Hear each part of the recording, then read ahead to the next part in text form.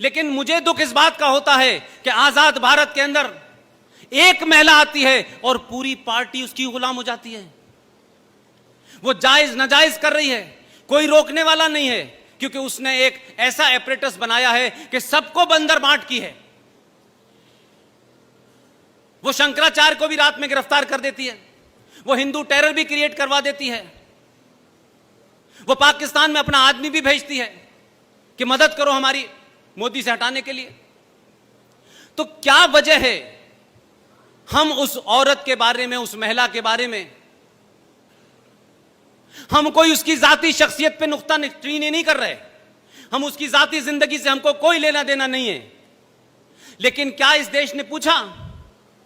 यह वो देश है कि अगर एक घटना गाजियाबाद में हो जाती है तो पूरी पूरी सरकारों को कटघरे में खड़ा कर दिया जाता है, पूरा समाज अपोलोजिस्टिक हो जाता है, बैकफुट पे चला जाता है। लेकिन क्या आप किसी ने पूछा यह बात कि क्या यह कोइंसिडेंस है कि एक महिला इस देश में जब आती है तो कुछ दिनों बाद सास मार दी जाती है, देवर मार दिया जाता है,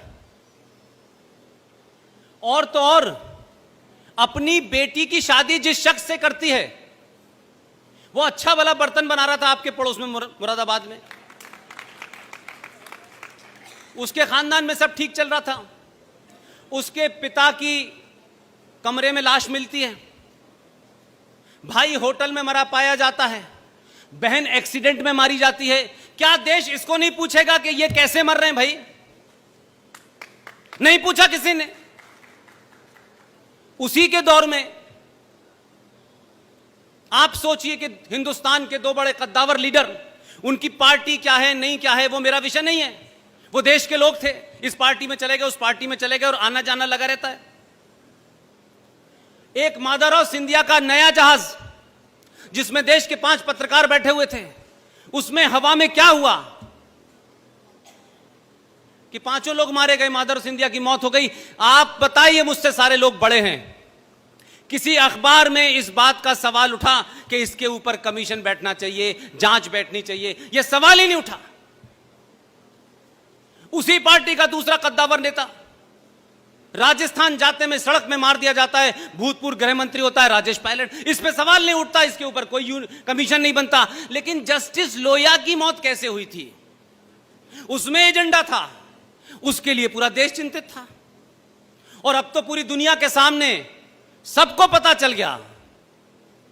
आप ही के बीच में से लोग उठे और उन्होंने कहा कि ये जो थ्योरी चल रही है, इस थ्योरी के अलावा भी एक थ्योरी है, उस थ्योरी को कनेक्ट किया और कनेक्ट करके एक किताब लिख दी। और एक हमारे दोस्त ने उस किताब के ऊपर एक फिल्म बना दी और वो फिल्म आप सबके सामने है। उस फिल्म के अंदर जितने भी तथ्य दिए गए हैं वो 1100% सच्चे हैं, ओरिजिनल हैं, कोई मैनिपुलेशन नहीं है। और उस फिल्म का नाम है ताशकंद फाइल। आप देख लेंगे उसको जाकर के, तथ्यों और कागजों के साथ देख लेंगे। 40 देशों से उसमें साक्ष्य जुटाए गए हैं, तब वो फाइल बनी और 2019 में पता चला कि भाई शास्त्री जी की मौत कैसे हुई थी। तो मैं ये मानता हूं कि अगर आप अलर्ट होते हैं और समाज जाग जाता है तो फिल्में भी बनती हैं, किताबें भी लिखी जाती हैं, सवाल भी उठते हैं। और अब तो ये लग रहा है कि कहीं ऐसा ना हो कि अभी तो हिंदू टेरर थ्योरी के पिताजी अंदर गए हैं।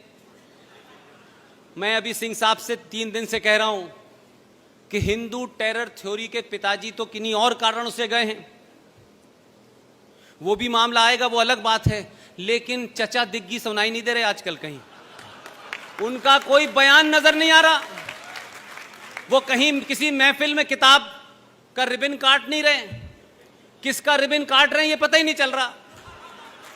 तो सवाल यह है कि जब सत्ता के पीछे शक्ति के साथ उसका समाज खड़ा होता है तो 370 भी हटता है, चिदम्बरम अंदर भी जाता है। और थोड़े दिन की बात और है, आज 28 तारीख है, 30 तारीख को अखबार के घोटाले में जो बेल पर हैं